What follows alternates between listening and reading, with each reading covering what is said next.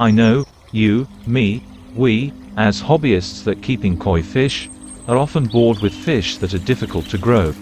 It feels like I've given him a lot of food, but his small body doesn't want to grow big, or it's taking a long time to progress in size. It sucks.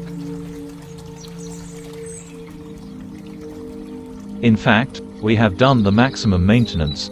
The koi pond is good, the filtration meets koi pond standards, the water quality is good, the koi fish population is optimal. However, fish don't seem to give good growth feedback. So we become reluctant and lazy to continue the pushed progress of the koi fish. What will I say is, there is nothing wrong with changing your koi fish. You can sell it, or give it to another hobbyist. Even though you used to buy them from well-known koi farms, biologically speaking, they are also living things. There are still variable possibilities where the unexpected gene appears. It could be that you are just unlucky, getting unexpected genes. You don't need to keep your bad luck anymore.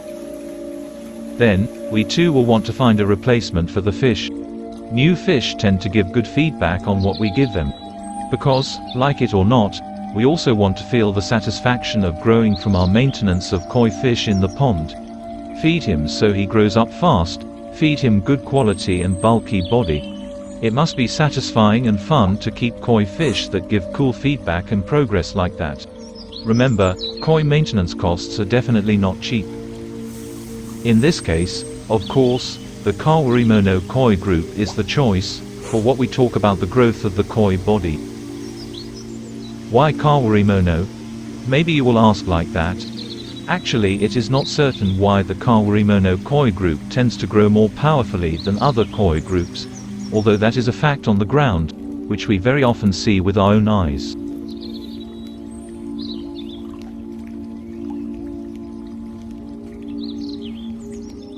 The very likely reason for the rapid growth in kawarimono is its genetic affinity with magoi. Even though kawarimono is a mixture of various types of koi fish, the non-metallic body color shows the magoi's old genetics. If you look at the colors and color patterns of the kawarimono group, they tend to be plain in color, or at least, not as glamorous as gosenki, goshiki, and not metallic. We immediately know that this kawarimono group doesn't have much burden to be beautiful in terms of color and outward appearance. And because they don't have the burden of color patterns, the fish of the kawarimono group can focus their nutrition on growth only and get to their maximum size. For example, from the type of karashi goi, tosai, or first-year-old fish, it is very natural that it has reached a size of 40 centimeters, and it is easy to find sich. The size of this kawarimono tosai is an ordinary tosai, which for other koi groups is considered a jumbo tosai. From this fact, in terms of body and growth, you will get the most out of kawarimono. However, in terms of beauty, the kawarimono group is considered not as beautiful and popular as the kohaku. Of course, each of our choices, as well as the types of koi fish varieties, also have their respective advantages and disadvantages. Since we have already discussed the growth of koi bodies and the kawarimono koi variety group, this time we will talk about one type of kawarimono, namely soragoi. If so, this type of koi soragoi can be your consideration too.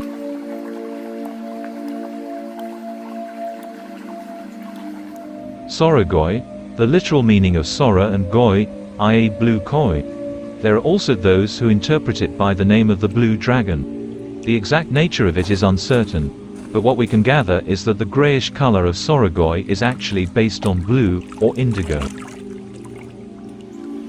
At first glance, soragoi looks like common carps, which are often caught by anglers, or in consumption fish farms.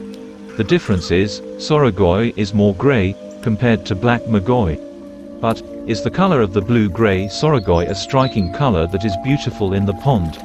Of course, when compared to kohaku, soragoi's color is less conspicuous. However, the beauty of color is not a popular thing or a mainstay in the soragoi type. This type of soragoi offers us several things. First, the beauty of her bulky and sexy body. Second, good body growth, meaning that soragoi give good growth feedback in our efforts to maintain it. Third, his nature tends to be gentle and calm. Of all that, we can consider what focus we want to look for in keeping koi fish.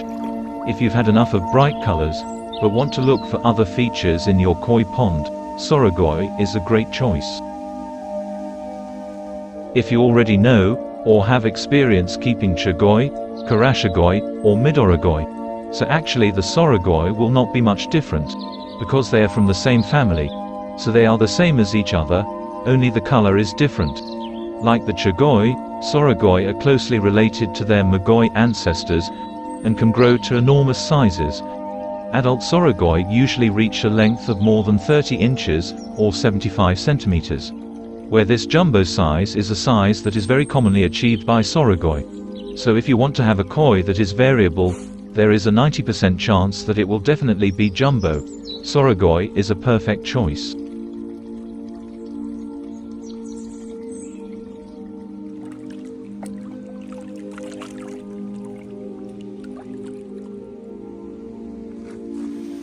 The soragoi's close relationship with the mogoi makes them very calm and docile with age. If you are trying to teach your koi to hand feed, or hand feed, adult soragoi will almost certainly be one of the first koi to appear and take food straight from your hands. However, remember that it takes time and patience to teach any koi to hand feed, regardless of the variety. Stress management and koi fish hunger therapy will be very influential.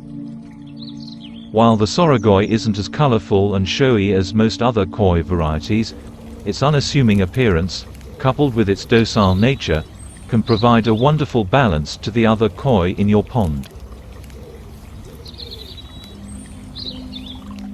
There is a common misconception among koi hobbyists, that because the soragoi is a one-color type of koi with no pattern, or plain, it should be very easy to find a truly high-quality specimen. But this is not the case at all, because non-stained plain colors are difficult.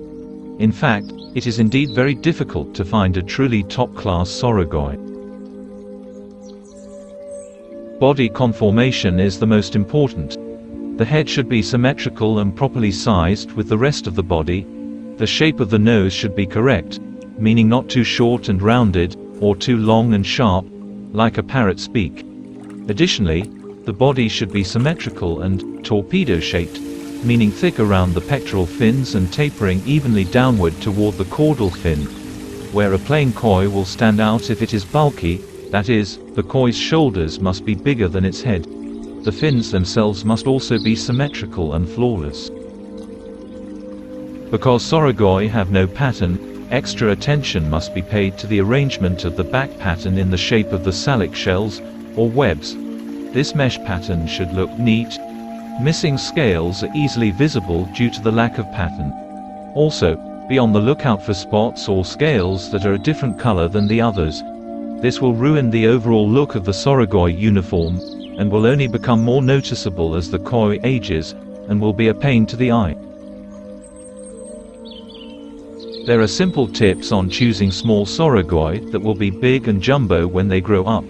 Look at the base of the tail, the term ozutsu, or like a big and thick pipe.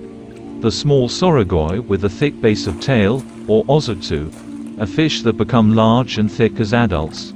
Koi fish whose tail base is weak, not ozutsu, not thick, will not grow into bulky koi.